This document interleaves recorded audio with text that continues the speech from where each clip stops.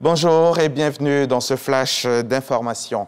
Une réunion du Conseil national de sécurité s'est tenue hier jeudi 12 janvier au Palais de la Présidence de la République, sous la présidence du chef de l'État, le président Alassane Ouattara, président de la République. L'ordre du jour de la réunion a porté sur la situation sécuritaire générale et l'évolution de la maladie à coronavirus en Côte d'Ivoire.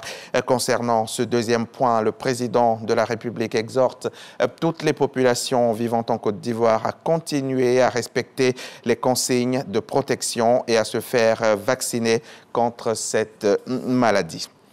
Le ministère des Eaux et Forêts poursuit sa politique de reforestation et de protection des forêts classées en partenariat avec une entreprise de négoce dans le domaine du cacao.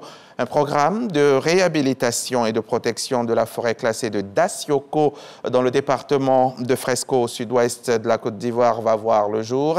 Une forêt détruite presque à moitié, d'où donc cet atelier d'information des parties prenantes sur le projet, atelier auquel a pu assister Sam Conan, notre correspondant permanent dans la région. Derrière ces gros arbres qui bordent la côtière se cache une forêt qui subit une pression anthropique. La forêt classée de Dacioko dans le département de Fresco, d'une superficie de 12 540 hectares, abrite plusieurs espèces animales, dont des éléphants en voie de disparition. Le ministère des Eaux et Forêts, en partenariat avec une société de négoce, veut réhabiliter et protéger cette forêt.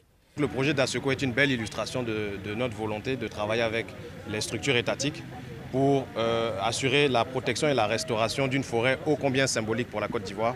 Un atelier pour informer, sensibiliser et prendre en compte les préoccupations des parties prenantes sur les objectifs et résultats attendus s'est tenu récemment dans la salle des mariages de la mairie de Fresco.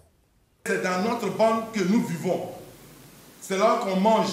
Et la seule fois, avec les eaux et forêts, ils nous ont dit « Ah, vraiment, vous avez raison, votre bande, elle est à vous, mais elle est tellement bien conservée, on va vous donner son équivalent. » Mais la bande, notre bande fait 1000 hectares. Donc on voudrait dire, s'ils veulent que leur objectif, leur mission arrive à bien, ils n'ont qu'à nous donner notre bande. Selon le représentant du ministre Laurent Tchagba à cet atelier, toutes les inquiétudes seront prises en compte pour la réussite de ce projet. Le ministre-gouverneur Philippe Légré, qui présidait la rencontre, a insisté sur la préservation de la forêt classée de Dacioko et également permettre aux populations riveraines de vivre. Il y a des mesures d'accompagnement. Avec ces mesures d'accompagnement, il n'est pas question que ces forêts classées-là soient agressées. Celui qui agresse ces forêts classées-là ira en prison. Il n'y aura personne pour intervenir.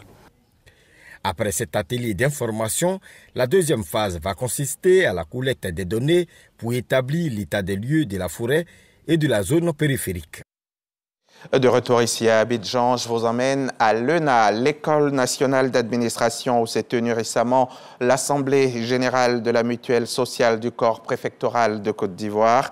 Une rencontre qui a réuni les membres du corps préfectoral afin de prendre de nouvelles résolutions pour l'année 2023 qui débute. Le témoignage de Laetitia Kouassi et Jean-Marc Djadji à suivre dans le 13h.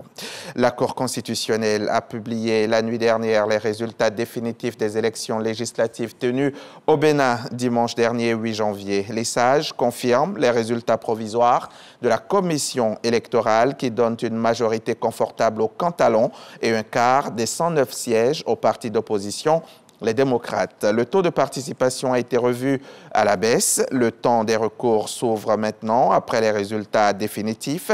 Les contestataires ont 10 jours pour les déposer. Avant la proclamation de la Cour, le parti Les démocrates a rejeté les résultats provisoires et annoncé qu'il va saisir la Cour pour rétablir la vérité des urnes. Le soulagement des syndicats après l'annonce mercredi de l'abandon d'un prélèvement automatique sur les salaires pour soutenir l'effort de guerre contre le terrorisme.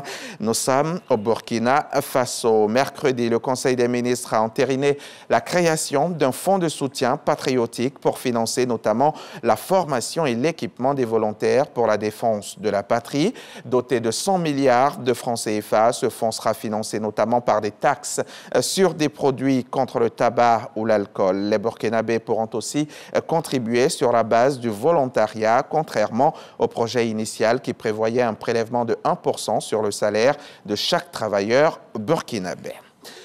C'est la fin de ce flash. On se retrouve à 13h pour développer tout ça.